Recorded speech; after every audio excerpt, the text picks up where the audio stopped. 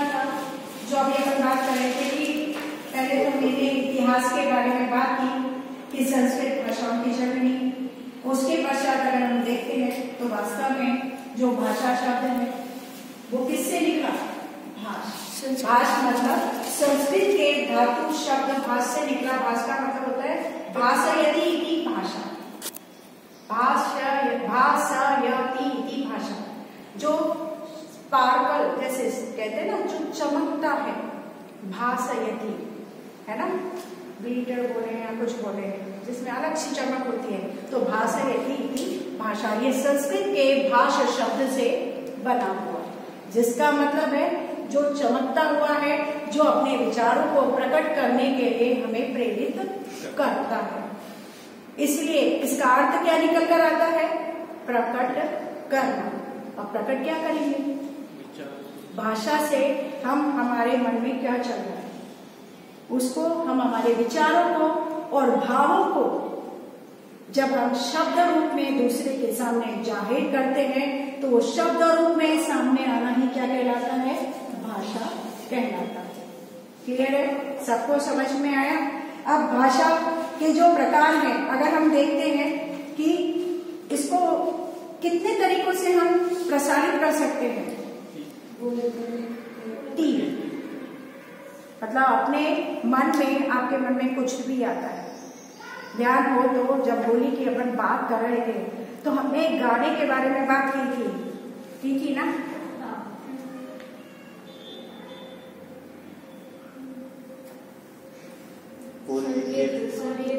ये क्या हुआ? संकेत।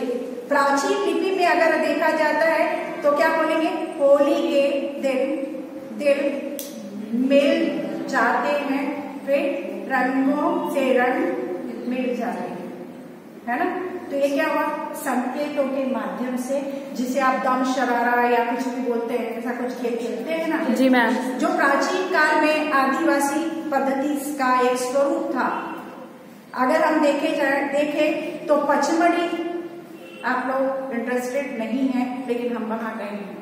वहां पर जो चट्टाने हैं ना, जो अपन छोटी क्लास यानी 6ठी 8वीं में ये प्रस्तर लिपि देखते हैं, शिलालेख लिपि देखते हैं, उनमें ये हमारे चिन्ह लिखे हुए हैं, वो वहां पर भी हैं और वो जाल से सुरक्षित करके रखे हुए हैं।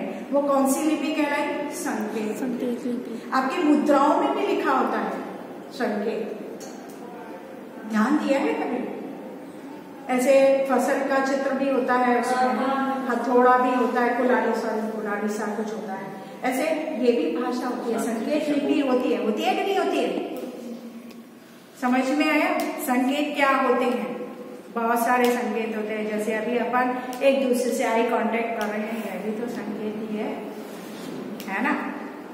फिर उसके बाद में लिखना, जो बोर्ड पर हम लिखते हैं, हाथ से हम कॉपी किताब पर लिखते हैं, अपने नोट्स तैयार करते हैं, जो लिखित रूप में हमें साहित्य प्राप्त होता है, या पत्र लेखन बेस्ट विचार संप्रेषण का माध्यम है ना?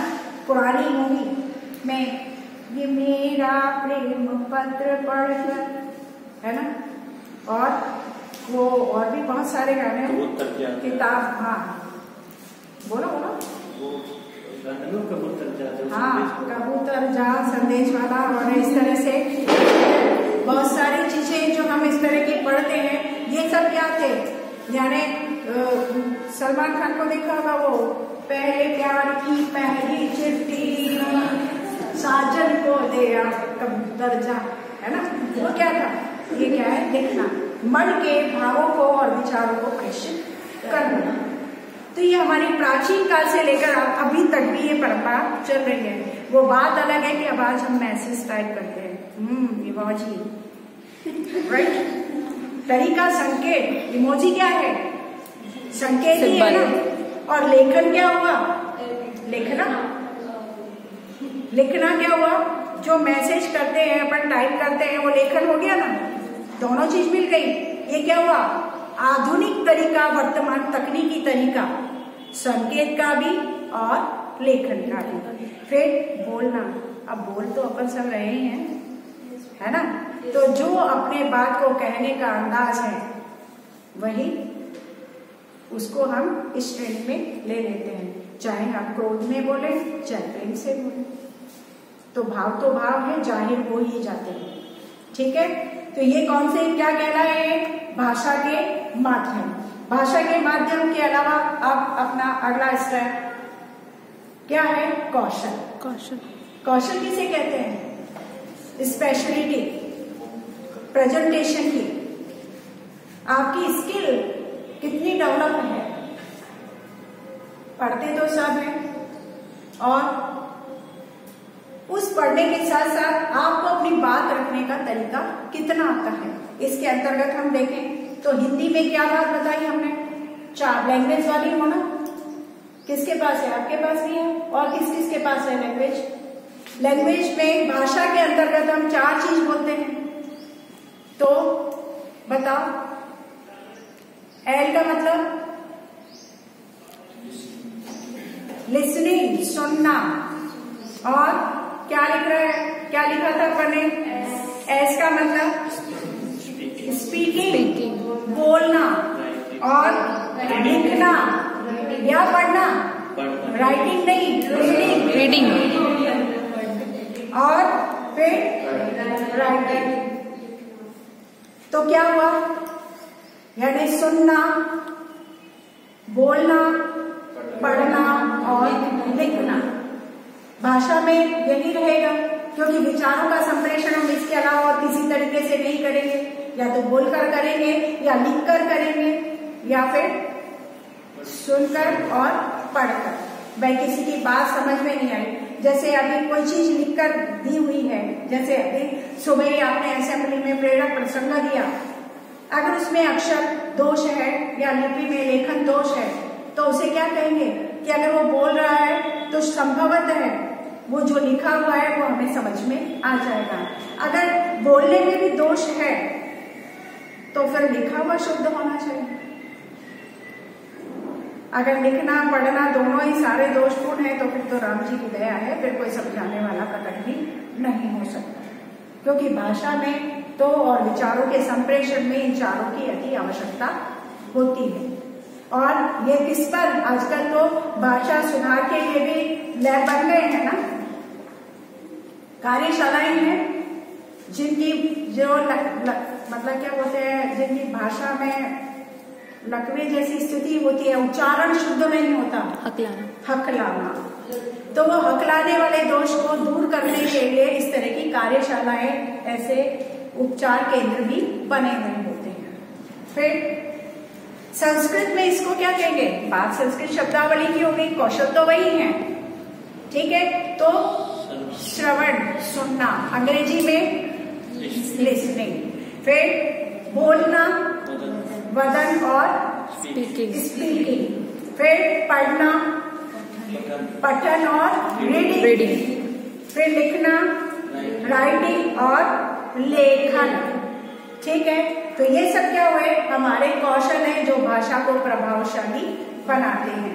अब रही बात संविधान के नियमों की, तो हम यहाँ पर अभी अपने बात की थी कि यहाँ पर संविधान की 8वीं अनुसूची में कितनी भाषाओं को ये अधिकार मिला? 14। ये 14 भाषाएं हैं जिसमें हिंदी पूर्व से शामिल थी, उसको अलग से शामिल नहीं किया गया था। वो पहले से उस स्थिति में थी और उसे बाद में भी इस क्रम के अंतर्गत रखा गया, जिसका क्रम ये था असमिया, ओडिया, उर्दू, कन्नड़, कश्मीरी, तमिल, तेलुगु, पंजाबी, बांग्ला, मराठी, मलयालम, संस्कृत और हिंदी, गुजराती। यहाँ तक के जो एक क्रम है, ये कितनी भाषाएं होंगी? कितनी हो गई? 14। फिर 12वीं अनुसूची में 22 भाषाओं को और स्थान दिया गया। किसमें? संविधान की इस सूची में इनको और इसी क्रम में शामिल कर लिया गया।